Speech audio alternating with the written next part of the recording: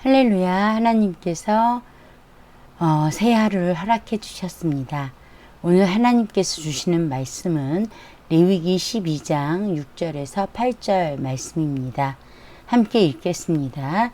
아들이나 딸이나 정결하게 되는 기한이 차면 그 여인은 번제를 위하여 1년 된 어린 양을 가져가고 속죄제를 위하여 집비둘기 새끼나 산비둘기를 회막문 제사장에게로 가져갈 것이요.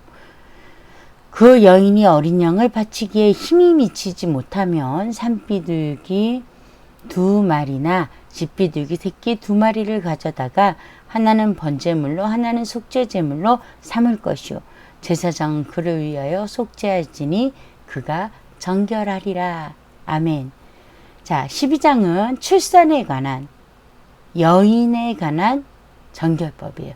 유일하게 여인에게만 해당되는 정결법입니다. 출산은 여인밖에 할 수 없으니까요. 그래서 어떻게 보면 12장은 참 특별한 장이라고 할 수 있겠어요. 자, 우리가 저번 시간에 이제 아들을 낳을 경우 40일, 또 딸을 낳을 경우 80일을 하나님께서 보호 차원에서 부정의 날을 정해서 깨끗해지는 기간을 가졌다라고 하나님의 말씀을 배웠어요. 자, 오늘 우리가 읽었던 6절에서 8절 말씀은 이렇게 그 정결하게 되는 기간 40일 또 80일이 지난 후의 일이에요. 그 정결하게 되는 기간이 지난 후에 기한이 차면, 자, 6절 보니까 여인은 번제를 위하여 1년 된 어린 양, 또 속죄제를 위하여 비둘기 새끼나 산비둘기를 가지고 이제 제사장에 가라가, 즉 뭘 해야 돼요? 번제와 속죄제를 드려야 돼요. 그런데 놀랍게도요, 아들이나 딸이나 똑같아요. 똑같아요. 이것은 우리가 이거 통하여 하나님께서 아들과 딸, 즉 남자와 여자를 차별하지 않는다는 걸 분명하게 알아야 돼요. 우리가 하나님이 아담을 지으시고 하와를 지으셨을 때에 그 하는 일은 분명히 달랐어요. 아담을 지으셨을 때와 하와를 지으셨을 때.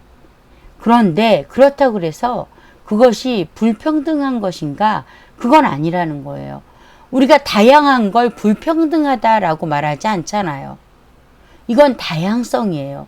남자와 여자라는 다양성. 자, 오늘 본문은 그것을 명확하게 보여줘요. 아들을 낳아도 딸을 낳아도 번제물을 드리거나 속죄제물을 드릴 때 똑같이 드린다라는 거예요.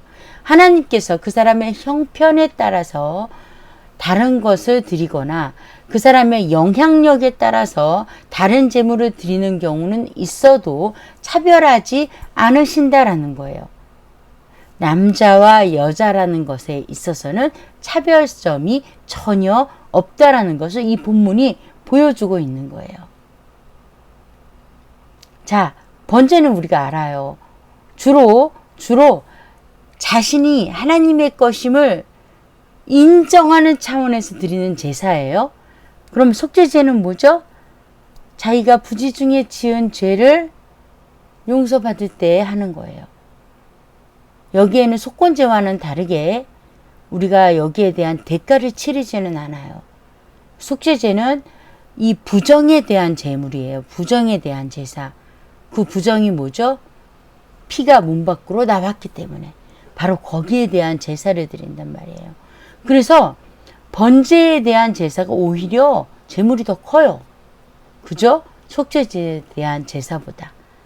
자, 7절 볼까요? 제사장은 그것을 여호와 앞에 드려서 그 여인을 위하여 속죄할지니. 이것이 오늘 읽은 본문의 주제예요. 그리하면 산열이 깨끗하리라. 이제 깨끗한 기간을 모두 채웠어요.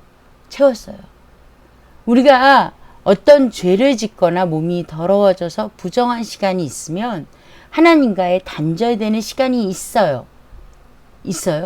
자, 그 시간이 끝나고 나면 어떻게 해야 돼요? 하나님께 돌아와 회개해야 되는 거예요. 그러면 어떻게 된다고요?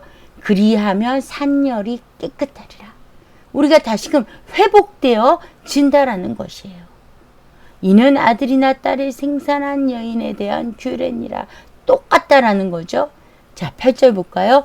그 여인이 어린 양을 바치기에 힘이 미치지 못하면 단서를 붙입니다. 형편이 어려우면 그 또한 산비둘기나 집비둘기로 대체할 수 있다는 거예요. 그래서 그것으로 하나는 번제물로 하나는 속죄제물로 삼아서 제사장은 그를 위하여 그것 가지고 제사를 하고 그가 정결하여진다 라고 말씀하고 계세요. 즉 우리는요, 이 당시 이스라엘 백성은 이러한 제사를 통해서 깨끗해졌지만 저와 여러분은 아니에요. 저와 여러분은 우리를 위해 예수 그리스도가 십자가에 죽으시고 부활하셨고 그의 핏값으로 사셨기 때문에 우리는 예수 그리스도를 믿는 순간에 새로운 피조물이 되었기 때문에 우리가 부정한 시간을 보내거나 그럴 필요가 없어요.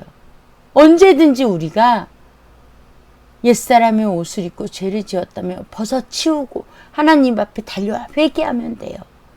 우리는 회개할 수 있어요. 왜냐하면 새로운 피조물로 만드셨기 때문에 우리는 이런 부정한 상태에 있지 않다라는 거예요. 저와 여러분은 언제든지 하나님 앞으로 달려올 수 있는 사람입니다. 회개하면 깨끗하여집니다. 기도하겠습니다. 좋으신 하나님 아버지, 우리가 하나님의 자녀임을 예수 그리스도를 영접하고 믿음으로 말미암아 새로운 피조물이 되었음을 깨달아 알게 하시고 믿게 하시고 그로 말미암아 거룩한 삶을 살아가게 하시고 우리가 범죄하였다면 하나님께 바로 달려와 회개하게 하셔서 하나님 다시금 거룩한 삶으로 나아가게 하여 주시옵소서. 예수님 이름으로 기도합니다. 아멘.